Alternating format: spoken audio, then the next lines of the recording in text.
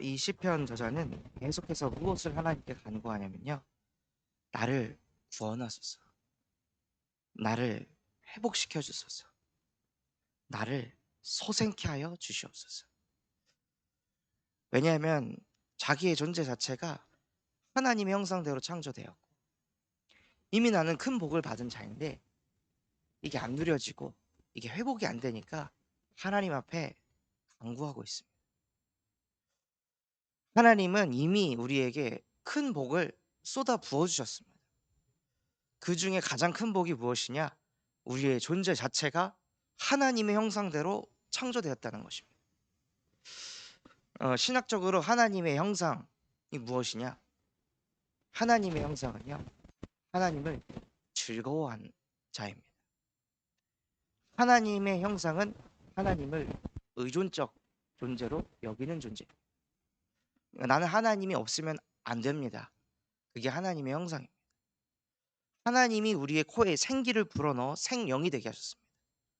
그 생기가 빠지면 인간은 그냥 무너지는, 우리가 숨을 내쉬고 뱉고 하는데 이 숨을 하나님이 멈추시면 그냥 끝나는, 그렇게 아무것도 아닌 인간인데요. 그렇게 하나님을 바라보고 하나님을 의지하지 않으면 아무것도 안 되는 것이 하나님의 형상입니다. 어떻게 보면 되게 무기력하고 무능해 보일 수 있는데 그게 인간의 축복인 겁니다. 하나님만 의존하고 하나님만을 바라보고, 그리고 또 하나님의 형상이 어떤 존재냐? 하나님을 즐기는 게 하나님의 형상. 그러니까 다른 걸로 즐거워하는 게 아니라 하나님의 존재 자체를 그냥 즐거워하는 거죠. 또 인간이 언제 행복을 누리냐? 하나님을 자랑할 때. 하나님이 나와 함께 하셨어. 하나님이 이 말씀을 주셨고 하나님이 이 말씀을 이렇게 이루셨어. 이것을 자랑할 때, 말씀을 포럼할 때 인간은 행복하다고 신학적으로 되어 있습니다. 그러니까 하나님의 형상이 뭐냐? 하나님의 존재 자체만으로 행복한 사람입니다. 하나님이 나와 함께 하셔서 문제가 해결됐어가 아니라요. 그냥 하나님이 나는 게 너무 좋아. 하나님이 나와 함께하는 그 자체가 난 너무 행복해. 그 하나님이 나에게 뭐라고 하시는 줄 알아? 나는 이미 큰 복을 받은 자래. 그 하나님이 나에게 뭐라고 하시냐? 너의 존재 자체가 이미 큰 복을 받았대. 이미 너의 신분 자체가 모든 축복을 다 가졌대. 나는 그런 존재야. 막 이게 기쁘니까 이걸 막 자랑하고 싶은 거죠. 이걸 막 전하고 싶은 거예요. 그때 인간은 행복한 겁니다. 근데 인간이 하나님을 자랑해야 행복한데 자꾸 나를 자랑, 내가 가진 경제를 자랑하고 내가 가진 배경을 자랑하고 내 자녀가 잘 되면 그 자녀를 자랑하고, 그러니까 자랑하면 할수록 공허한 거죠. 자랑하면 할수록 허무하니까 어떻게 하냐? 더 하는 거예요. 더 다른 걸 말하고 더 다른 걸 자랑하는 겁니다. 원래 인간은 하나님과 함께해야, 하나님을 말해야, 하나님의 말씀을 전달해야 행복한데 그 비밀이 없으니까 자꾸 다른 걸 말하게 되는 겁니다.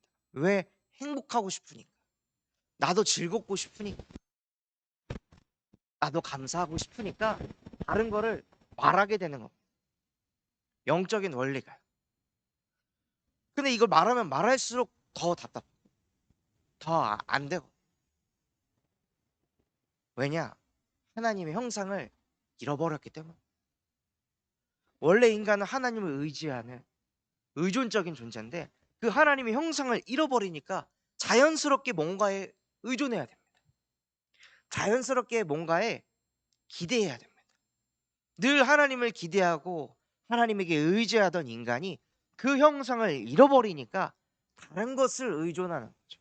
그러다 보니 자연스럽게 집착하게 되고 중독 속으로 끌려가게 되는, 뭐 안 하고 싶어서 결단한다고 그게 되는 게 아닙니다. 하나님의 형상을 잃어버린 인간은 무조건 뭔가 다른 거에 중독되어질 수밖에 없고 집착할 수밖에 없는 것입니다. 그래서 하나님께서는 큰 복을 주셨습니다. 그것이 무엇이냐? 구원이라고 합니다. 하나님의 형상을 회복하는 구원. 잃어버린 하나님의 형상, 하나님을 만나지 못하고 계속 "너가 하면 돼." 이런 메시지를 들으면 좋잖아요. "아 저 사람은 사람을 살리는 사람." 이런 얘기 들으면 좋잖아요. 저도 그런 얘기를 좀 종종 듣거든요. 근데 이걸 들으면 들을수록 어떻게 되냐? 제가 죽어가는 겁니다. 그게 말씀은 아니잖아요. 전도사님 만나면 사람이 살더라고요. 이런 얘기를 들어요. 이게 계속 듣잖아요. 그러면 저도 모르게 무슨 생각을 하게 되냐면 '내가 살려야 돼. 이 사람도 내가 살려야 돼. 이 랩런트도 내가 살려야 돼.' 그러니까 마음에 저도 모르게 수고하고 무거운 짐이 계속 져지는 거예요. '내가 살려야 되는데 살릴 수 있을까? 과연 내가 회복시킬 수 있을까?' 이런 압박과 두려움이 몰려오는 거죠. 주변에서는 좋은 얘기 해 줬잖아요. "야 저 사람은 사람 살리는 전도자야." 근데 그게 저를 시달리게 하는 거예요. 왜? 하나님은 아니니까. 그 좋은 말이 그리스도는 아니니까요. 그 좋은 말을 들으면 들을수록 창세기 3장 문제로 끌려가는 거예요. "네가 하나님처럼 될 수 있어. 네가 사람을 살릴 수 있어. 네가 모든 영혼을 다 회복시킬 수 있어." 하고 그 선악과의 메시지가 계속 제 안에 담기는 거죠. 들을 때는 기분이 좋습니다. "이야 난 사람 살리는 전도자야. 나를 만나면 사람이 살아나. 회복이 돼." 벼랑 끝에 있었던 어떤 한 청년이 복음을 듣고 이젠 한 2주 정도 지나니까 복음을 말하고 복음을 증거하고 그런 응답을 받고 그런 걸 얘기하면 사람들이 "이야 사람 살리는 전도자." 근데 그런 얘기를 자꾸 들으면 들을수록요 부담이 되고 무섭고 염려하게 되고 걱정하게 되더라고요. 그러니까 사단이 인간에게 하나님의 말씀이 아닌 다른 걸 자꾸 각인을 시킵니다. 그 좋은 얘기 들으면 들을수록 인간은 죽어가는 거예요. "야 너 똑똑하다. 야 너 능력 있다." 들을 땐 기분 좋죠. 근데 그 얘기를 들으면 들을수록요 점점 더 수고하고 무거운 짐을 질 수밖에 없습니다. "저 사람은 사명자야." 기분 좋잖아요. "저 사람은 믿음의 사람이야." 기분 좋잖아요.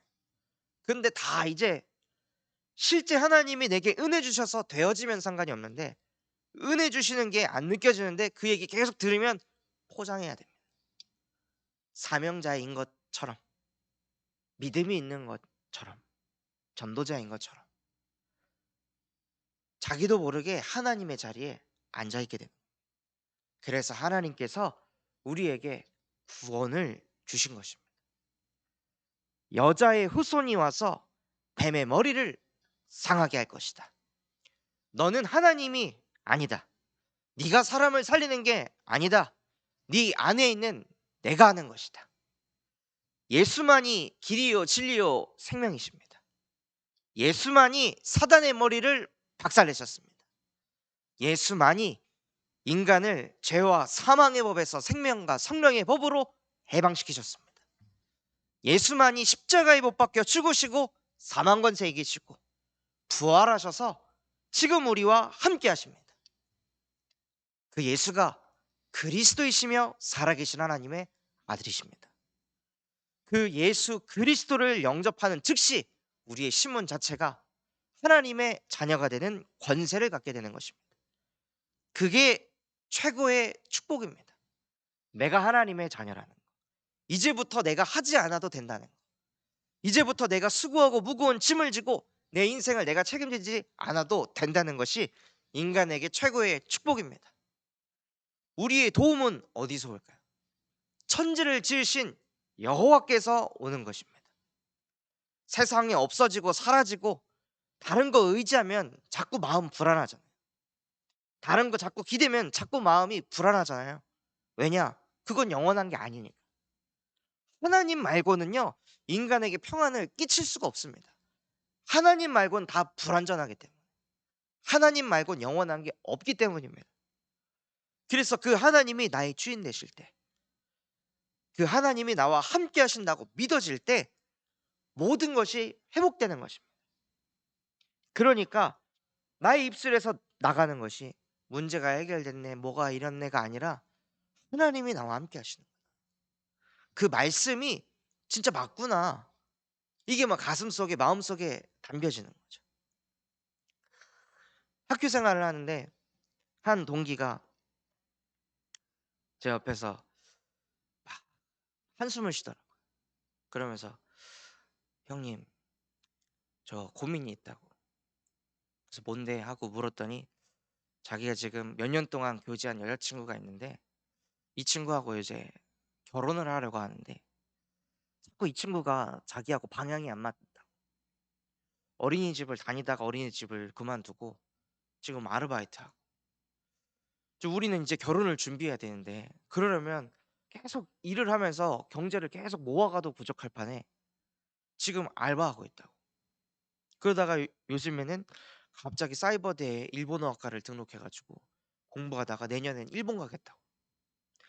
아니 내년 말에 또는 내후년 초에 결혼하자고 그렇게 얘기했는데 갑자기 애가 이런다고. 미쳐버리겠다고. 그래서 계속 복음 집중하라고 얘기해 주고 자기가 누리는 거 얘기해 줘도 안 바뀐다고. 저 어떻게 해야 될지 모르겠다고. 하고 막 스트레스 받아 가지고 이렇게 포럼을 하더라고요. 그래서 우리가 잘못 자칫하면 진짜 뭐가 중요한지 놓치게 된다. 너의 생각 속에는 모든 생각이 '어떻게 하면 이 여자친구를 바꿀까? 어떻게 하면 얘 생각을 고칠까?' 너 항상 그런 생각하지 않냐? 너 말씀 포럼 왜 하냐 여자친구한테? 바꾸려고 하지 않냐? 고치려고 하지 않냐? 네가 원하는 대로. 네가 계획한 대로 결혼이 딱 되어져야 되는데 그 흐름을 얘가 안 타니까 얘 생각 바꾸고 고치려고 너 복음 포럼하지. 너 집중하라고 하지. 얘 존재 자체가 너에게 사랑이 아니라 얘 존재 자체를 네가 원하는 대로 바꾸려고 하니까 문제가 생기는 거야. 이미 너의 여자친구는 고치지 않아도 바꾸지 않아도 존재 자체가 하나님의 형상이다. 큰 복을 받은 자다. 근데 네가 왜 하나님이 돼서 바꾸려고 하냐? 그리고 그 결혼이 왜 꼭 네가 원하는 대로 되어야 하냐? 왜 네 기준에 다 맞춰야 되냐 여자친구가. 여자친구는 너의 계획을 이루는 도구냐. 사랑할 존재 아니냐. 행복하게 만들어 줘야 될 존재 아니냐. 근데 왜 자꾸 네가 원하는 대로 되어야 그게 응답이라고 생각하냐. 여자친구의 존재 자체가 신분 자체가 이미 하나님의 자녀다. 그것으로 끝난 거다. 그러니까 그냥 사랑해라. 하나님이 우리를 고쳐 쓰려고 하냐? 하나님이 우리의 생각을 맨날 고치려고 하냐? 하나님은 우리를 살리신다. 하나님은 우리를 회복시키신다.